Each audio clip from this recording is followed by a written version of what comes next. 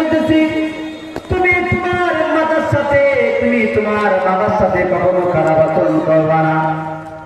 যদি তুমি তোমার পিতা মাতার সাথে খারাপ আচরণ করো, তুমি তোমার বাবার সাথে খারাপ আচরণ করো, ও তারপর যুবকের দল, তুমি যদি তোমার মায়ের সাথে খারাপ আচরণ করো, তুমি যদি তোমার বাবার সাথে খারাপ আচরণ করো, আমি বলে দিচ্ছি তুমি কখনোই তোমার এক আল্লাহর সন্তুষ্টি অর্জন করতে পারবা না।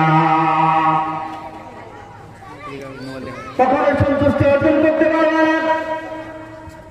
রাসূলুল্লাহ সাল্লাল্লাহু আলাইহি ওয়াসাল্লাম বলেন, রিদার রাব্বি ফি রিদাল ওয়ালিদাইন ওয়া সাখাতুর রাব্বি ফি সাখাতিল ওয়ালিদাইন।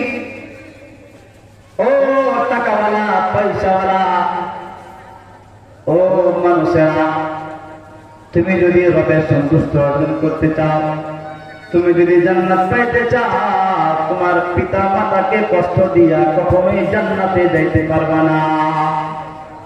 তোমার মাকে কষ্ট দিয়া জান্নাতে যাইবা পারবা না, পারবা না। তোমার বাবাকে বৃদ্ধাশ্রমে রাইখা জান্নাতে যাইতে চাইবা, পারবা না, পারবা না।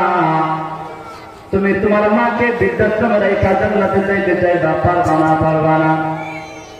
তুমি তোমার মাকে কষ্ট দিয়া জান্নাতে যাইতে চাইবা, পারবা না, পারবা না। কেননা আল জান্নাতু তাহতা আকদামিল উম্মাহাত, পিতামাতার পায়ের নিচে, মায়ের পায়ের নিচে সন্তানের বেহেশত। তুমি যদি মা বাবাকে কষ্ট দিয়া জান্নাতে যাইতে চাও, পারবা না। সেই জন্য মুসলমানের উম্মতের দল, আল্লাহকে মানবা, আল্লাহর কথাগুলো মানবা, নবীর কথাগুলো মানবা, সুন্নাত অনুযায়ী চলবা, নবীর আদেশগুলো মানবা, আল্লাহর আদেশগুলো মানবা, পিতা মাতার খেদমত করবা, পিতা মাতাকে ভালোবাসবা, সম্মান করবা, ভক্তি শ্রদ্ধা করবা। এইভাবে তুমি যদি আল্লাহর গোলামি করিয়া দুনিয়া থেকে বিদায় নাও, আল্লাহ পাক রব্বুল আলামিন তোমার উপর খুশি থাকবে। কিয়ামতের ময়দানে ডান হাতে আমলনামা দিয়ে জান্নাতের ফয়সালা করে দিবে। সুবহানাল্লাহ। আল্লাহ পাক রব্বুল আলামিন আমাদেরকে আল্লাহ তাআলার বাণী রাসূলুল্লাহ সাল্লাল্লাহু আলাইহি ওয়াসাল্লামের সুন্নাত মোতাবেক আমাদের জিন্দেগি পরিচালনা করার তৌফিক দান করুন। আমিন।